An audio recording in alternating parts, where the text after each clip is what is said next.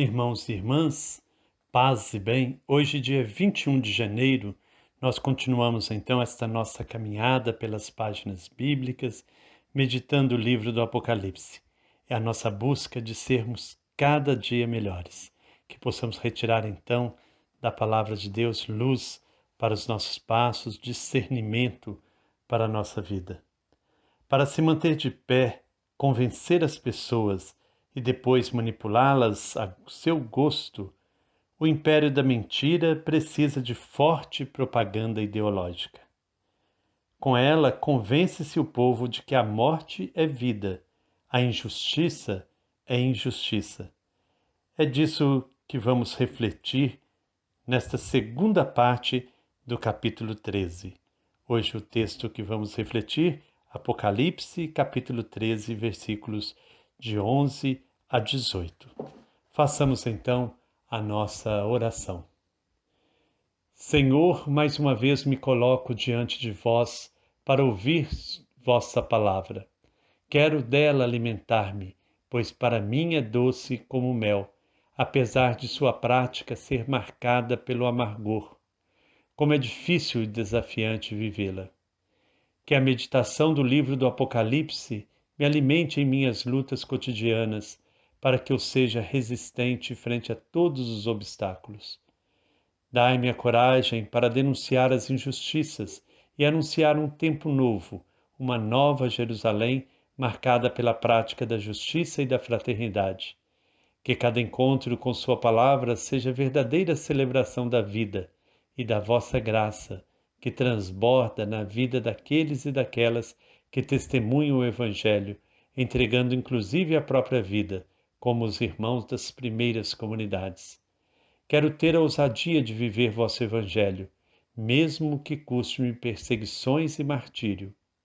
Quero ser contado entre os bem-aventurados que buscaram a verdadeira felicidade e a alcançaram, não apenas na vida futura, mas no encontro de irmãos, no sorriso e no abraço, na solidariedade transformadora, no cuidado com nossa casa comum, em gestos que fazem vosso reino vir até nós. Como é urgente, Senhor, compreendermos vossos sinais. A vida clama por cuidado. Não podemos desanimar. Nossa fé é que nos fortalece, pois cremos que vós sois o Deus justo e que seu Filho, fazendo-se um de nós, nos ensinou a caminhar, que vencendo a morte, nos ensinou a crer. Que a vossa graça e a vossa paz nos abracem e nos façam sempre fiéis testemunhas do vosso amor, pois vosso é o reino, o poder e a glória para sempre. Amém. Nosso texto bíblico, então, capítulo 13, versículos 11 a 18.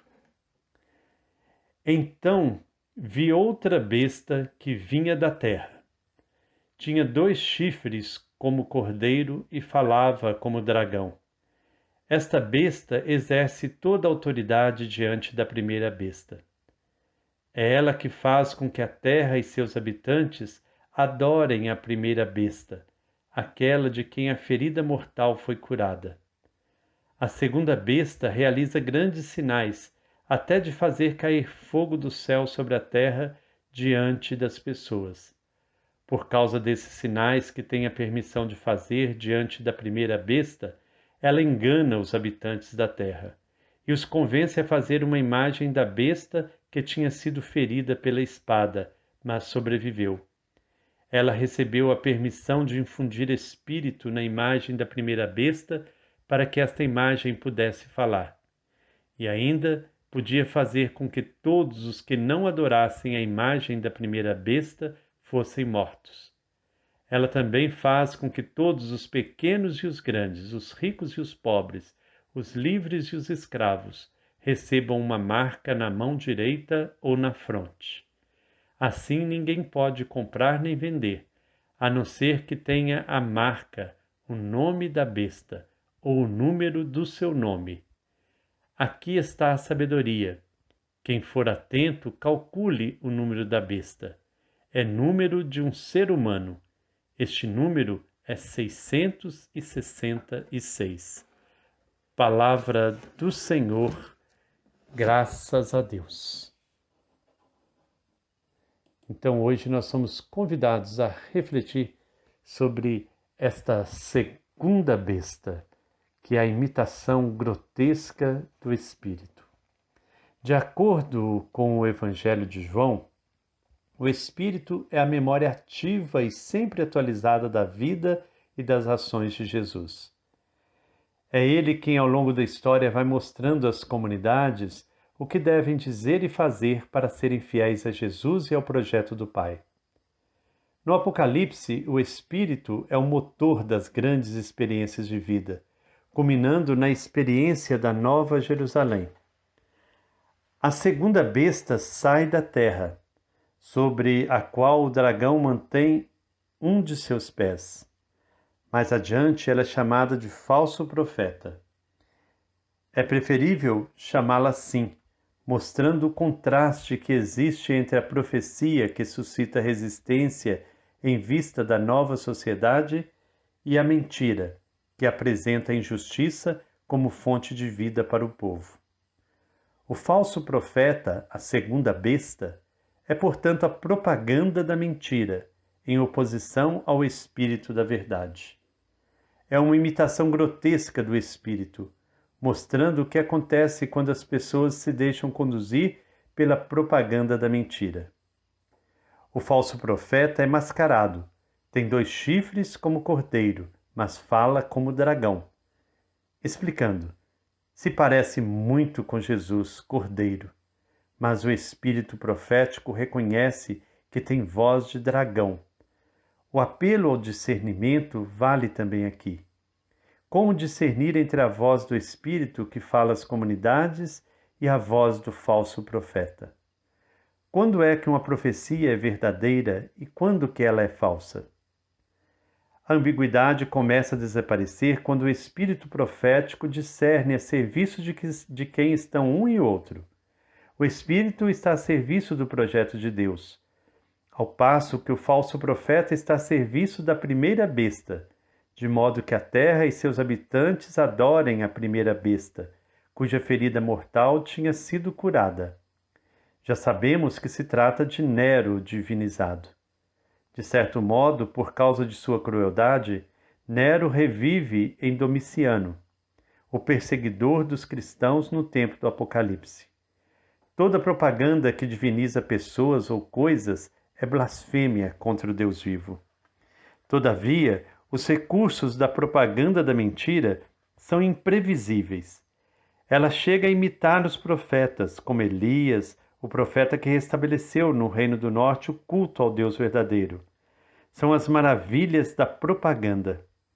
Mas quem lê com atenção a Bíblia descobre que só Deus é que opera maravilhas. Contudo, sem o discernimento profético, muitos acabam transformando em Deus aquilo que cedo ou tarde lhes trará o amargor presente da morte. A propaganda da mentira seduz a humanidade a fazer uma imagem em honra da besta que tinha sido ferida, mas voltou à vida.